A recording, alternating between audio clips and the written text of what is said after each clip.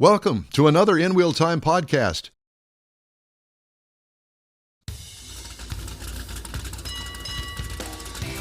Welcome to the award-winning InWheelTime Car Talk Show. Just ahead, we join Andy and Mercedes Lilienthal with an update on their world road trip they just concluded. We'll also give you my thoughts on driving the 2025 Chevy Blazer. I had here 202 Chevy Blazer EV. And Jeff has the Motor Minute in this segment of the InWheelTime Car Talk Show. Howdy, along with Mike out of this world, Mars. We always need more Jeff Zekin. I'm Don Armstrong. Glad that you could join us for our Saturday little coffee clutch. At least that's what we're going to call it. Yeah. Well, look what the cat drug in. Ladies and gentlemen, live from, are you guys in Oregon? Well, I don't even know where you are anymore. Are you in Oregon? Yes, we're back home. Did Mr. Mars fix the audio for you? Can you hear us now? A little louder. We're trying to use this, and we're Starlinked up, so we'll make do with what we. Okay, well, good, because we can hear you just fine. Just thought you'd like to know that. Great. Okay, so you've been on a little trip. Just a little trip. A tad. Yeah. How many miles was that little trip? I was just over 7,100 miles in 21 days. 29 days. 29 days. Oh, my God. 7,000 miles. Are you guys still... Go ahead. Over 3,100 miles of gravel and dirt, so over 3,100 miles of unpaved roads. You're still married? Yes, yes, we are. Actually finished the entire trip on our 21st wedding anniversary. Oddly enough. Wow, that's cool. 21st wedding anniversary. What are we going to do for a wedding anniversary? Let's go drive across the country. 9,000 miles. Yeah. Let's do that. It'd be fun. Yeah, that's what they said. All right, so what thing was this? This was the Transamerica Trail? That's correct. So the Transamerica Trail was mapped starting in the 1980s as a way to cross the United States, mostly on dirt and gravel and rural roads, farm roads, back roads, and it took them about 12 years to map this out. Starts in Nags Head, North Carolina, and finishes in Fort Orford, Oregon. That's if you do the entire east to west jaunt, which we decided to do. We touched both coasts, their waters, and we averaged 25 miles an hour through the whole duration of 29 days. Let that sink in. Yeah. Well, so they let you out of the insane asylum just for this little interview today? Oh, no, we have to go in it after that. God. And, okay, so what did you drive? What did we drive? We drove the car behind us here. Let me switch over to the front-facing camera. Hopefully that works. So this is a 2025 Subaru Crosstrek Wilderness, and it's got a few minor modifications to it. Obviously, you've got the rooftop tent on the top. You've got an awning over here. From ARB. Yeah, from ARB. And then we have the Rally Innovations light bar and Baja Designs lights. I'm going to see if we can get down here. Underneath here are some primitive racing skid plates, and those were absolutely critical to this trip. We did some off-roading in Colorado that was pretty impressive. We have Rika Seeker wheels. We have BF Goodrich KO2 tires on here. Those were mods.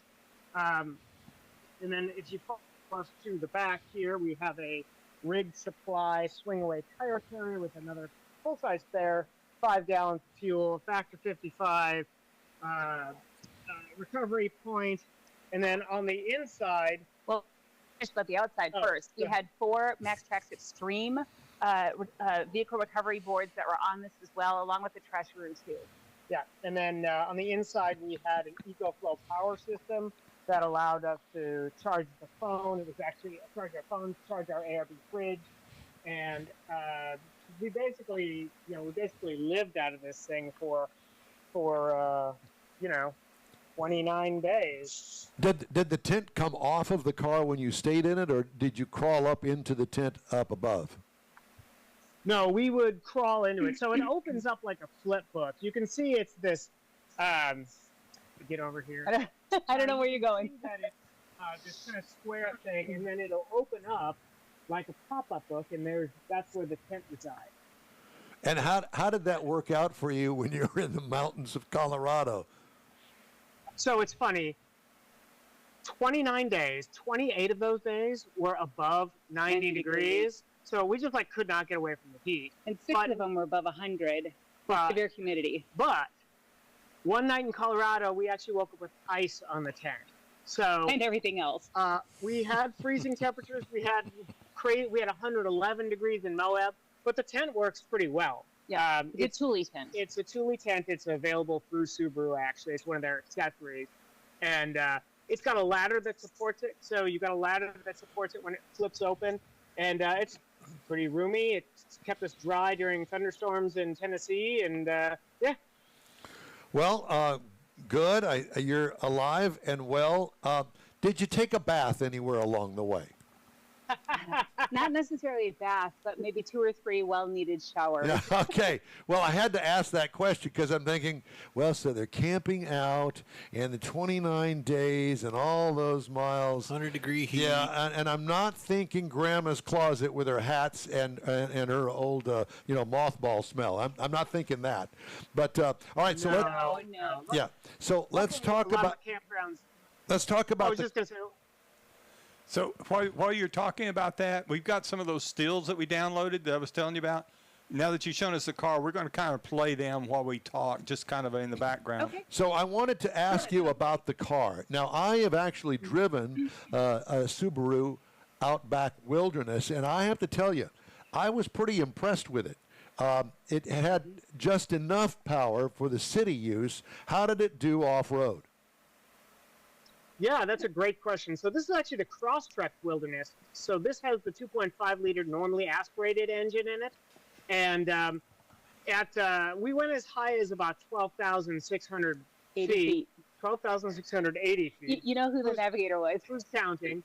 And it was pretty surprisingly capable off-road. You know, we have behind us here 3 4-wheel drive vehicles with low-range gear and all that stuff. And the Crosstrek with the X mode actually did really well off-road. We had a slightly larger tire size on there, a little bit of a lift in the rear, not that you know, because we had a lot of gear with us. But it did pretty well off-road. Now, when you did get around that 12,000 mark, it really did start to lose a little bit of power. Everything's going to get a little wheezy up at 12,000 feet. There's not much air up there. Right. But overall, it did really well. When we got to the top of Cinnamon Pass, we had one guy in a Toyota Tundra come over and say, how did you get up there? And I'm like, well, we drove. And he's like, did you just drag it all the way up? I'm like, no. It has quite a bit of ground clearance. And the X mode, like I said, works pretty good as a simulated low range. So what kind of transmission does this thing have in it? It's a CVT. It's a CVT, okay. So it's constantly, obviously, a variable transmission, so you don't have gears. And so I guess when you're starting from a stop, heading uphill, it's at its lowest point where it's wound up, I guess, enough to pull you from wherever you are up the hill. Right. Correct. Yeah, we had one instance where we were trying to go do California Gulch, which is almost 13,000 feet. And there was snow over the easier way up. And so we tried the harder way up, which is much more of a steep incline.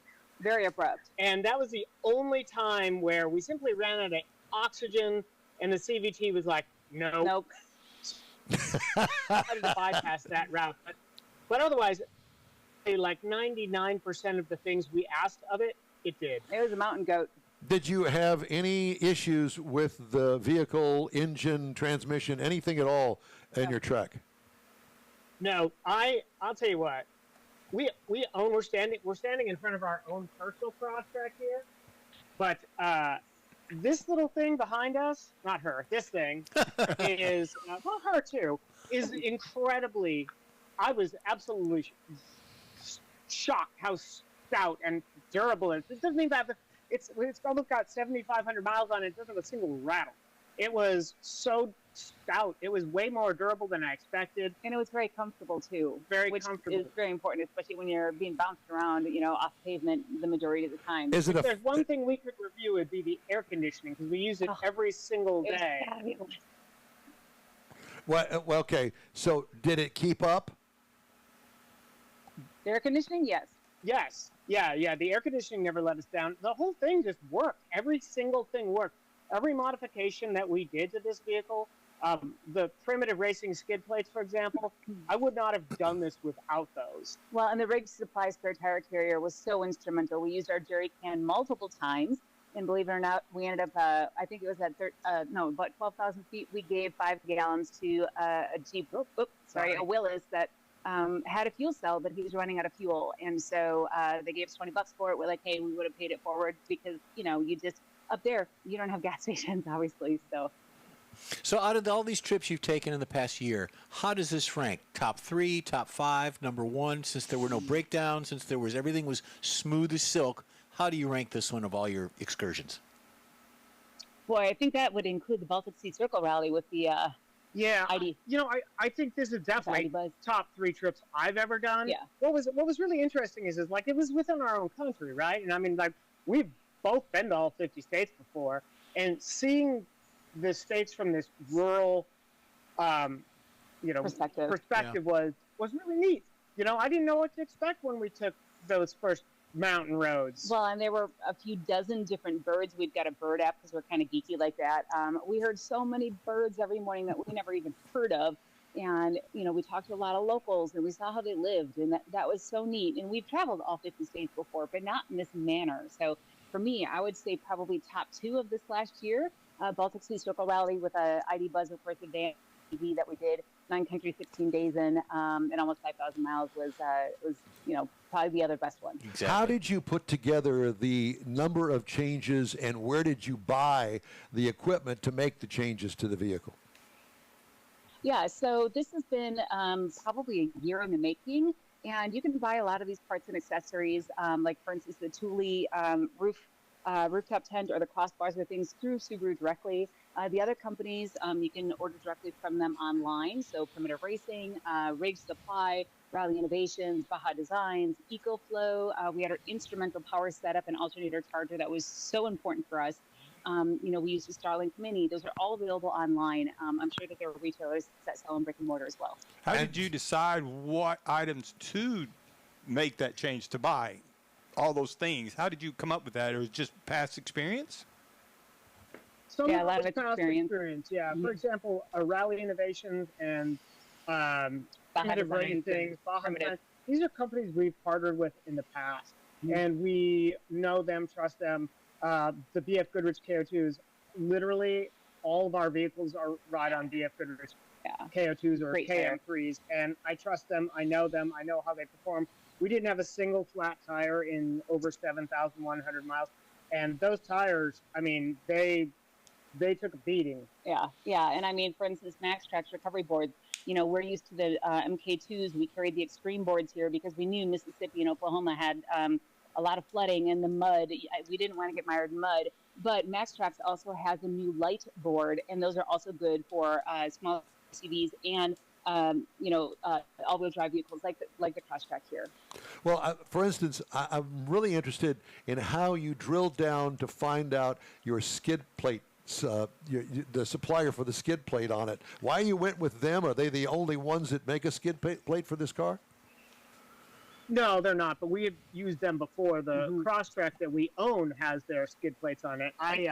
The owner, Blake Lynn, bought it from a gentleman, Paul Eklund, and I've known Paul for years. Now we've known Blake for a long time, and I knew that their products were top-notch. They make a lot of rally car stuff.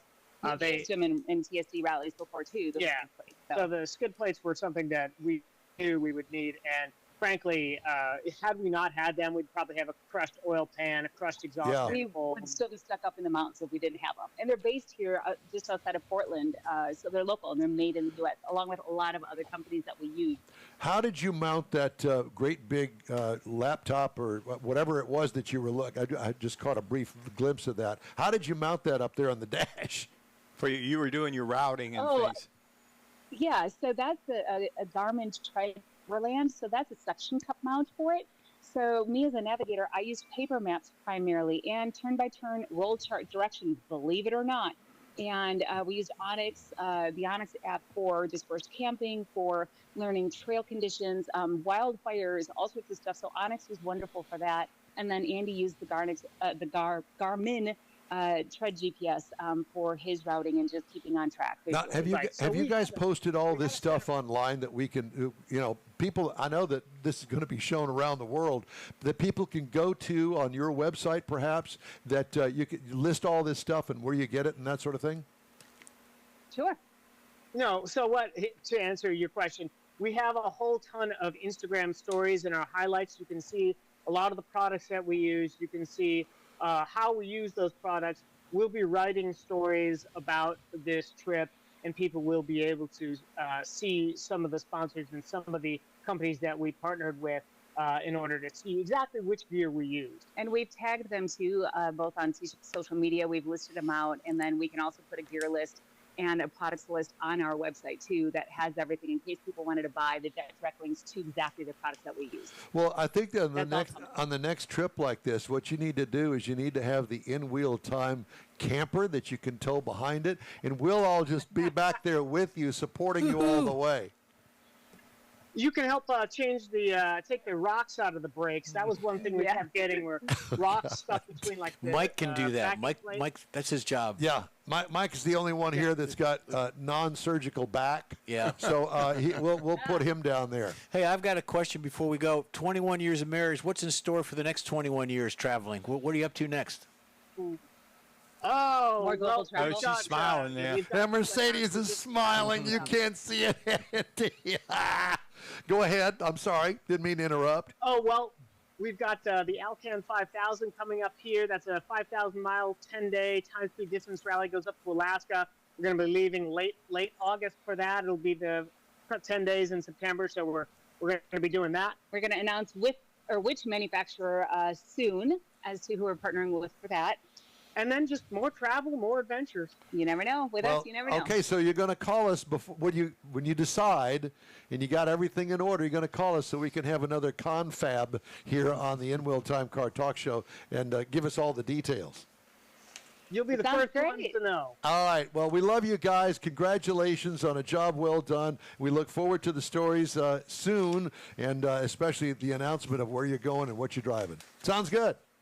Thanks. Appreciate it. Thank you, guys. Congratulations. Thank you. Love you guys. All right. Let's see. Just ahead, a review of the 2025 Chevy Blazer EV and Jeff's Motor Minute after a quick break here on the InWheelTime Car Talk Show.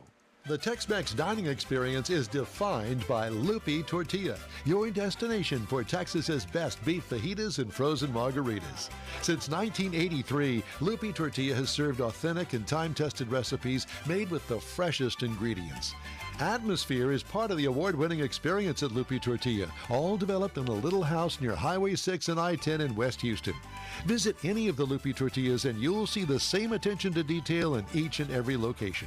Start your Lupi experience with queso flammeado and guacamole, along with a classic frozen margarita.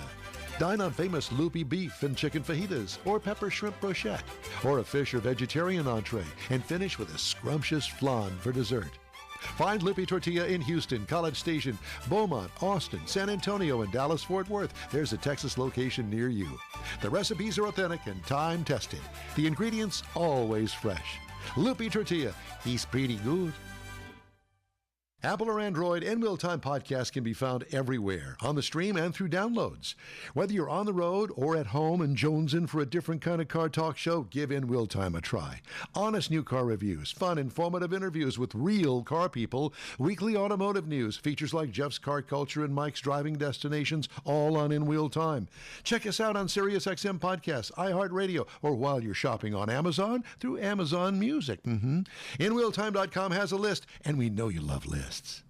All right, the summer heat has us hiding inside the Sugar Shack studios for a while, so we invite you to join us for our live InWheelTime Car Talk Show every Saturday, 10 to noon Central Time on InWheelTime.com, YouTube, and Facebook. Time now for Jeff's Motor Minute. Yes, sir. Cadillac. We haven't talked about them in a while, but the F1 team, they have 7 drivers that are on the short list. So Cadillac has identified some potential driver. They're not just keeping it to F1. They're going to go into F2 as well. Some of the retired drivers are maybe contacted, but because of what They haven't contacted you. No, they haven't contacted me, but for other things, they're going to probably reach out to me for. Okay. So it becomes the newest manufacturer since Haas joined in 2016. We're talking about Cadillac and the Andretti team. The team boss, Graham Loudon, is currently looking. He's in charge of all the drivers and wanting to know who's going to be joining the team. We know, and I know, that Brian Herta, who's in the Indy racing, is part of that. He's probably going to be one of the drivers as well, and thank goodness. They're talking to Mick Schumacher. They're talking to some ex-teammates of Hamilton, Verstappen, Red Bull driver, Sergio Perez, Max Verstappen, and then also Valtteri Bottas is also in There the could be running. Valerie, too. You never know with these foreigners. There's a couple of T's in there, so it's Valtteri. So that's what to look forward to. They're making their selections. Again, Don says none of us have been contacted, but we'll see what happens. Well, we're going to direct it all to Jeff. Yeah, there you go. He's our Formula One leader. There you go. And on another note, last week's NHRA, we had the driver. I forgot to put my list down. The driver that lost a finger and a pin put in his thumb on that crash they had at NHRA. That was bad. Yeah, it was a bad one. Very bad. Lost a tire. There we go. Okay. Time now for this hour's car review. I had the opportunity to drive the 2025 Chevrolet Blazer EV. Final assembly location, Ramos Arizpe, Mexico. Oh, come on. That's what it is. It comes in 3 trim levels, LT, RS, and SS. I had the SS all-wheel drive. This is a small, or what is considered a small SUV. The wheelbase on it is like a limousine. It seats 5. This year, the new SS trim debuts. The vehicle itself was all new in 2024. Long wheelbase makes a visual that is definitely noteworthy. And you stand out away from it and you look at it from the side and thinking, my God, the wheelbase goes on forever. To me, this is one of the sharpest looking designs in the EV class overall. Sculpted sides, complex modern grille without a blank grille panel in it. I can't stand that. Yeah, Why did they do that on those electric vehicles? It's kind of like, snub well, we don't nose. know what to do with it, so we'll just put a blank panel in it. Because there's no radiator. Yeah, okay. Fastback, sloping roof line with integrated sunshade over the rear glass. What I liked about it, the big wheel well filling the wheel wells with tires, and it looks good. What could use improvement? Nothing. High marks for exterior design.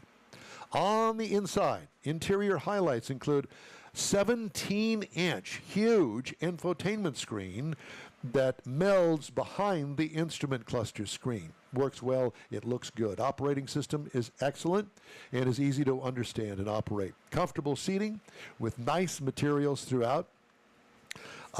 Love the shifter stalk on the column. It removes the bulky shifter down on the console to leave room for your cell phone charger, cup holders, the stuff that you really need. How often do you use the shifter? I like the stock that they've come up with. It works well. You've got the same one in your Buick. Yep. Cargo room, plenty behind the second row of seats. What I liked, overall, great user-friendly design, great family vehicle. What could use improvement? It should come with its own trophy. Engine, well, it's all electric. It's rated at 615 horsepower. That's a lot, my friends. 650 pound-feet of torque. It is obviously electric, so electric motors, direct drive. Miles per gallon, if you want to drill it down to that. They claim 92 in the city and a highway of 77 for a combined of 85 miles per gallon E, which is electric. I got 2.7 miles per kilowatt hour, and I didn't do the math because I don't know how to do it. Okay. It's over 238.7 miles. What, Mars? I said, no, I don't. That's so why? So if they're going to drill it down and give me a figure that I can understand, 92 miles per gallon in the city, E, and 77 highway for a combined of 85, why can't they put that on the window sticker and say, here, this is it? No. Instead, it's 2.7 miles per kilowatt hour. You do the math. I don't know how to do the math. No, not for that. 238.7 miles I drove it. Plenty of power. What could use improvement? I don't know. Nothing. Ride and handling. Rode great, like a great big limo, and it was heavy. The weight, 5,730 pounds, and it felt like it. It felt like a big, heavy limousine. But you know what? It only takes a few drives, and that goes out of your mind. Yeah. You don't really think about it. More than a NASCAR car. Pretty much. Yes. Base trim price, $60,600. Now keep that in mind. Yeah. $60,600. Price is tested $64,180.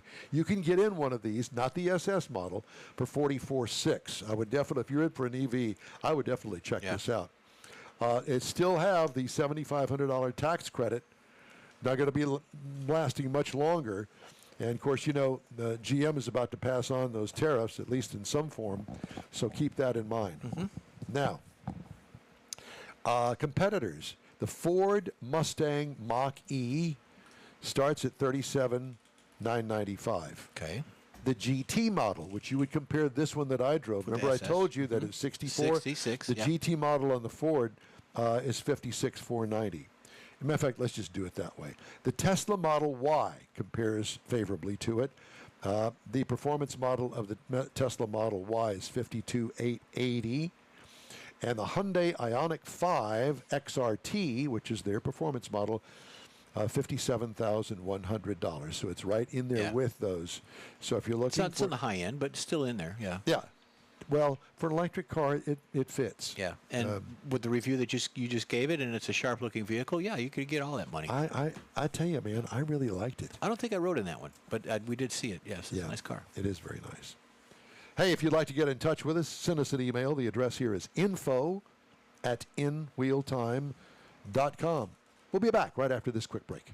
You own a car you love. Well, why not let Gulf Coast Auto Shield protect it? Houstonian John Gray invites you to his state-of-the-art facility to introduce you to his specialist team of auto enthusiasts. We promise you'll be impressed.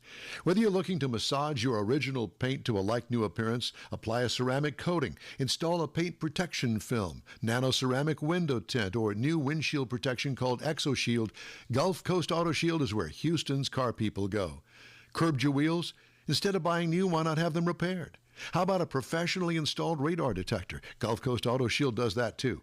Get a peek inside the shop and look at the services offered by getting online and heading to gcautoshield.com. Better yet, stop by their facility at 11275 South Sam Houston Tollway, just south of the Southwest Freeway, and get a personal tour. Gulf Coast Auto Shield is your place to go for all things exterior. Call them today, 832-930-5655 or gcautoshield.com. The award-winning InWheelTime Car Talk Show now reaches 5.3 million folks each year. Check us out on InWheelTime.com, the Odyssey radio app, YouTube, Facebook, and just about every other entertainment source out there, including our live broadcast every Saturday, 10 to noon Central Time. The InWheelTime Car Talk Show has informative automotive guest interviews, new car reviews, along with popular features including Jeff's Car Culture, the latest new cars, cruise-ins, and racing dates. It's InWheelTime.com. Join us. That's it for this podcast episode of the InWheelTime Car Show. I'm Don Armstrong, inviting you to join us for our live show every Saturday morning on Facebook, YouTube, Twitch, and our InWheelTime.com website. Podcasts are available on Apple Podcasts, Spotify, Stitcher, iHeart Podcast, Podcast Addict, TuneIn, Pandora, and Amazon Music. Keep listening, and we'll see you soon.